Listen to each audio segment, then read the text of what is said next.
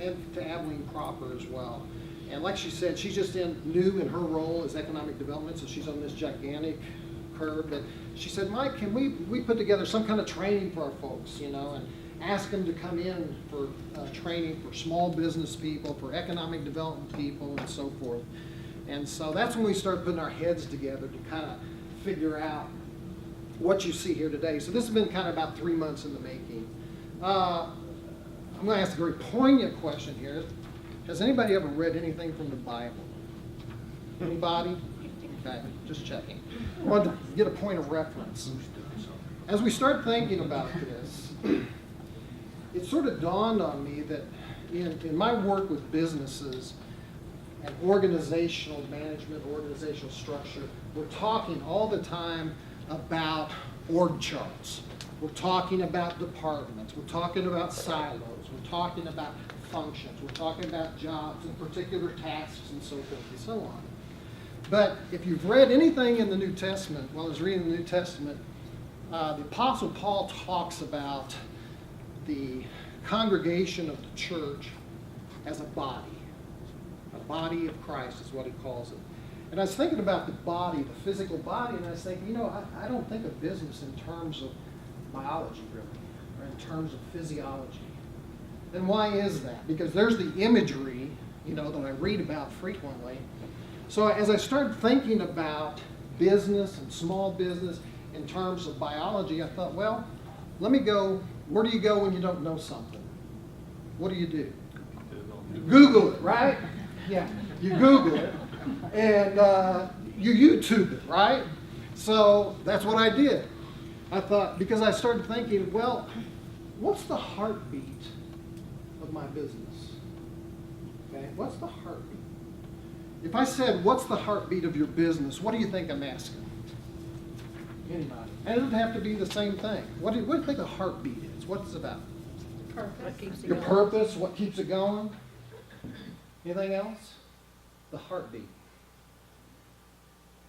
Okay? Are there any hearts beating out there? Just checking. Okay. The heartbeat. But every organization has a heart, a central place to it, something that pumps the life throughout the body. So as I'm thinking about this analogy of the body, I thought, okay, well, I know the heart pumps blood, and I know that the life is in the blood, but where does the blood come from? Does anybody know? It comes from the bone marrow, right. And if I ever knew it, I forgot it, but I'm not sure I ever knew it then. So, but it comes from the marrow. So then my next logical question is, how does it get to the heart? Well, there's veins in the marrow, and it pumps it. And so I started doing this research, once again on YouTube. It wasn't real deep, okay, but YouTube. I think it was YouTube for kids, actually. And I found out that the blood runs through the veins, and it goes into the right side of the heart, and that right ventricle, it pumps it. Does anybody know where the next place is it goes to? Lungs. Where? Lungs. Lungs. Exactly. So why does it go to the lungs, Mr. Sweeney? It goes to the lungs to oxygenate the blood. Absolutely. Because all that blood is sort of filled with CO2, okay, and carbon dioxide. And so it goes into the lungs, and so when you inhale oxygen, O2, it goes into the blood. When you exhale, you're exhaling carbon dioxide, getting it out of the blood, okay? Then the blood travels to the left side of the heart, and from there it's pumped out throughout the whole body. So the contents of the blood, and we call it the lifeblood, with white corpuscles, red corpuscles, plasma, all that other stuff, it carries all these nutrients all throughout the body, right? And that's where metabolism takes place throughout the body, So I'm trying to think of this in terms of a business. And it doesn't matter whether you're self-employed as a one-person business or whether you're a big organization like the Air Force. Okay? It really doesn't matter because the principle still applies. What is the heartbeat of our department? What is the lifeblood that has to get to every part? You're going to hear some speakers today tell their stories, And some of them may have a different take on what they think the lifeblood is, for instance. And I don't know, I haven't heard the presentations, but it's feasible that somebody talking about cash flow might say, man, cash is the lifeblood of the business, of the body, of the business, right? And if it doesn't get to all the departments and all the different parts, then the body's going to be incapacitated. The business is going to be incapacitated. The department's going to be incapacitated. Have you guys in the military had any shortages over the last couple of years or so? And you have to work with things that you wish you had more assets to be able to work with, right? Every day. Every day, okay? So it's the same principle. It would be as if the blood is not getting to all the parts of the body adequately, so it affects the metabolism. The metabolism is just how things work. And we want the body, we want your business to work as effectively as possible. Does anybody know what homeostasis is? Or homeostasis? I'm not sure how somebody else might know. Everything staying the same. Yeah, it's balance. It's balance. And the body is always looking for balance. And I would suggest to you that your business is too. It's looking for balance. And when something gets out of kilter, you know, it affects the whole business. If you got one sourpuss in your group, I've got good news for you. You know what the good news is? Does anybody know about angiogenesis? Sounds like a big word. Caleb, you know about it, right? No? Who was I talking to? Ben, yeah. Angiogenesis. What is that, Ben? I forgot. Okay. Well, it's really unique stuff. It means the body has its ability to circulate in spite of a block. Exactly. And it's so cool. And you can watch a YouTube video on it. But it's so cool because the capillaries have a way. If there's a blockage in the blood system, in your vein or artery or something, the capillaries have a way of growing around that and connecting. And your brain has the same capabilities with its neurons and the proteins and all that kind of stuff. The body is phenomenal. So sometimes you may have somebody in the military that's a blockage that are just shadows. They're getting ready to get out in a year, and they've just determined, I'm going to occupy some space. I know that doesn't happen, because I haven't heard about that. But the thing is, what does that put on the rest of the work group? Some real stress. If somebody, and it doesn't matter whether you're in the military, whether you're with some other organization, if you've got somebody that's not doing their job for whatever reason, or they're just doing the minimal amount, it's so frustrating, okay?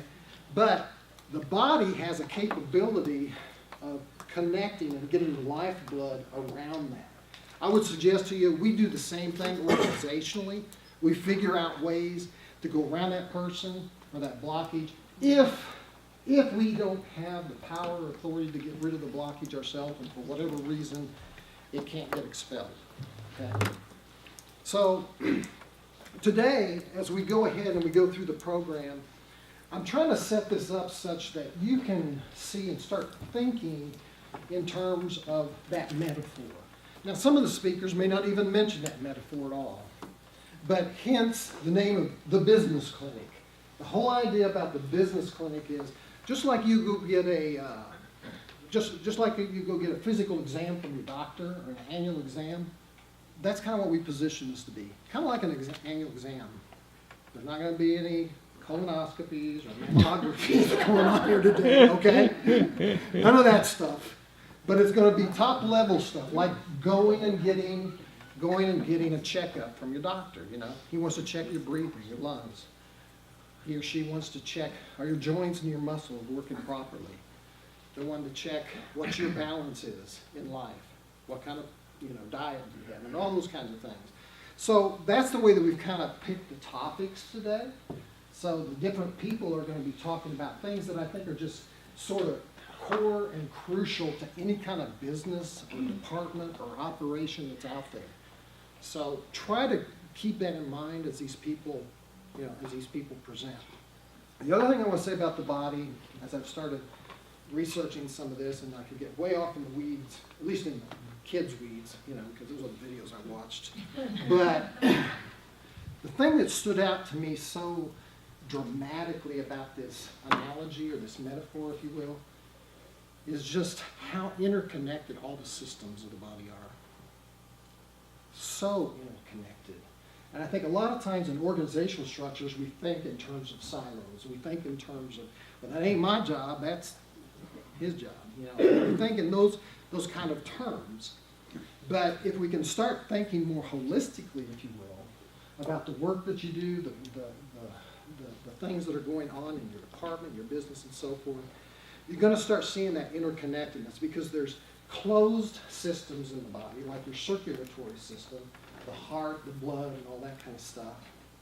But when you talk about the respiratory system, which interacts with the circulatory system, Mr. Sweeney told us about that, then the respiratory system is not so much of a closed system because you're breathing in the CO2. There's stuff coming in from the outside.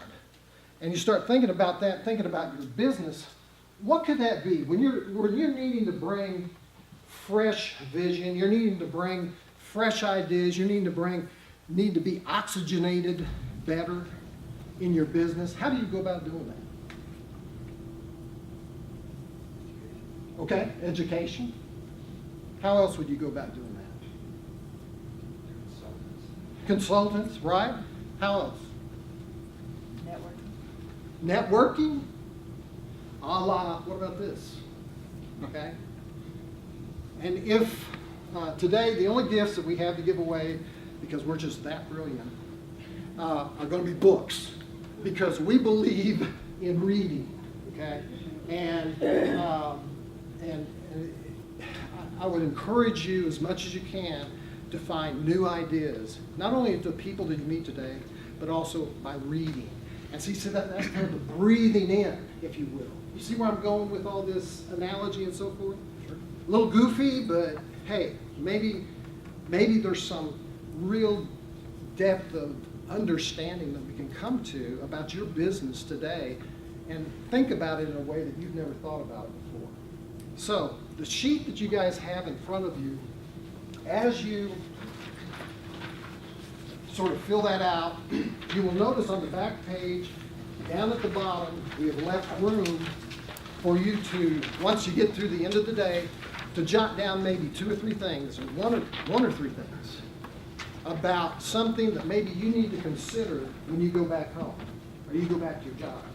I know I talked to the captain last night, fellas, and I know that she's going to talk to all of you when you get back. So this might be a good thing to jot down a few things, right? Did you guys get pins in your little goodie bag? By the way, if you did not get a goodie bag, we've got them out here by the doors, and feel free to pick one up. Okay? So, so this would be your take-home. This is your business diagnostic report. So, for you guys from the military, you can take that. Say, okay, Captain, right here. I picked up something. Okay, it's right here. Okay. Any questions about how today is kind of going to be going?